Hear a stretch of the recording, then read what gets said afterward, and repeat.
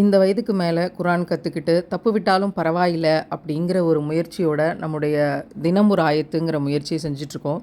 அதை பார்த்துட்டு இந்த வயசுக்கு மேலே குரான் ஓத முடியல, கஷ்டமாக இருக்குது, இந்த முயற்சியை கைவிட்டுறலாம்னு நினச்ச ஒரு சகோதரி என்னுடைய ஆயத்தை கேட்டுட்டு அந்த முயற்சியை ஸ்டார்ட் பண்ணாங்களாம். அவங்களுக்காக இந்த ஆயத்து. குரான் ஓதுறதுல வெக்கப்பட என்ன இருக்குது? நம்ம அல்லாவுக்காக தான் இந்த பயிற்சி செய்கிறோமே தவிர மற்றவங்க பாராட்டணும், ஐயோ தப்பு விட்டால் அசிங்கமாக இருக்கே அப்படின்னு குரான் ஓதுகிற விஷயத்தில் அசிங்கப்பட தேவையில்லை.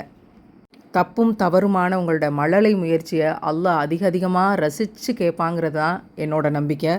வாங்க, தப்பு விட்டாலும் பரவாயில்லை, குரான் ஓதலாம். அந்த சகோதரி கேட்டு இன்ஸ்பிரேஷனாக பேசின அதே ஆயத்தை நான் இங்கே மறுபடியும் ரெக்கார்ட் பண்ணுறேன்.